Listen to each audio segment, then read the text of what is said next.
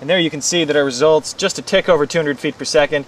We've had spikes up to the mid 220s and as low as the 160s, so there is some fluctuation. We'll show you what we can do with the .12 gram BBs next.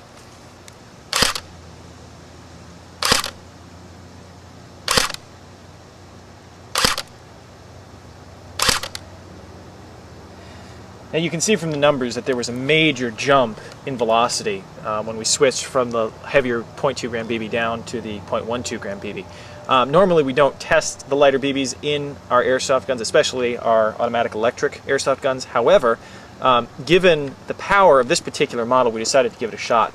And normally it wouldn't even be applicable in a real world environment, except that this is such a compact airsoft gun that many people would choose to use the MP7 in close quarters airsoft combat, which means that it might actually be something you consider, and plus it could save you a little bit of money too, using the lighter BB.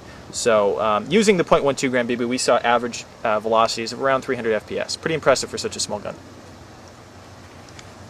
Now, anytime you're dealing with anything that fires projectiles, it's always a good idea to clean the unit before using. Now, in this case, we've heard that there can be grease on the hop-up O-ring, and of course, we frequently find particulates in the barrel itself. We want to show you what it looks like before the cleaning, just to give you an idea of what you can expect when you open it up and take it out of the box. Let's take a look at what we find.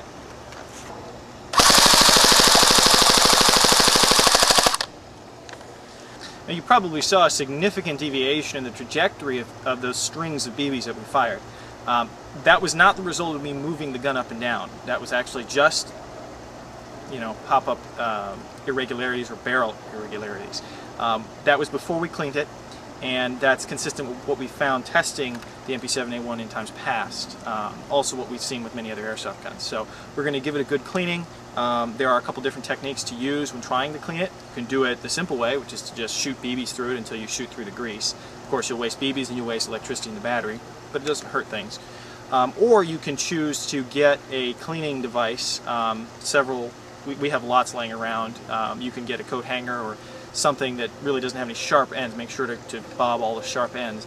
Get a cleaning swab, push it all the way down into the barrel, and then what you might want to do is, with the hop up all the way on, you're going to want to twist or pull it out just a little bit, and you're going to want to clean as much of that grease off the hop up unit as you can while being as gentle as possible so as not to damage anything, of course. We're going to use the latter approach and show you the results. Now we're going to show you what it can do on single fire at 50 feet.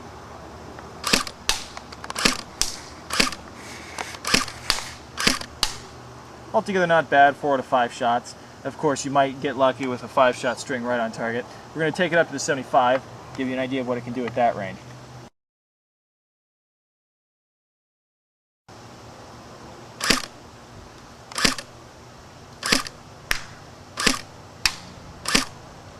There you go, 2 out of 5. As you can see, accuracy degrades dramatically as you go out to the 75-foot marker. Now you can reach targets out to the 100-foot.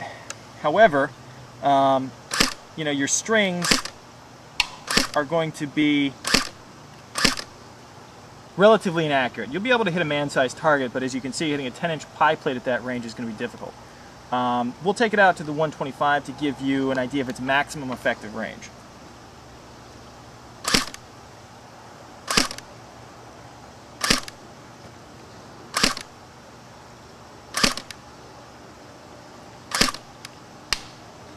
Now you can see we're working with some crosswinds there, and those send our BBs off target pretty dramatically. This little AEG is not really going to be your airsoft gun of choice if you're trying to hit targets at more than 100 feet. We're going to take aim at the 50-foot target once again. That's the one closest to us. Let's see what it can do.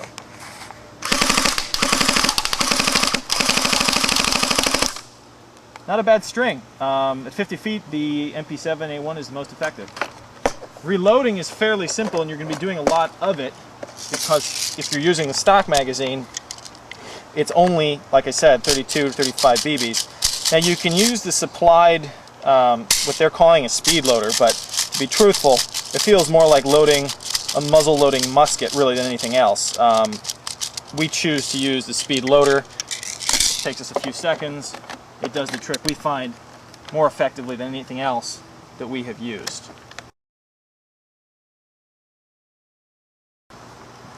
Now we're going to take it up to the 75-foot mark again. There we go.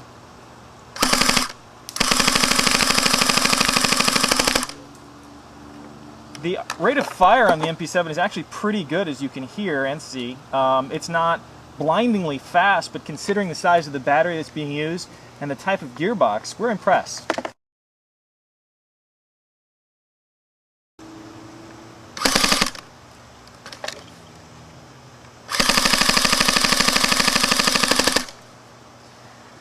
As you can see, a little less accurate on full auto. You're definitely going to want to walk the strings in with this one. This is not a sniping tool. It's stock. We'll get to that, the details though of accessories and upgrades later. But you can reach out and touch your targets.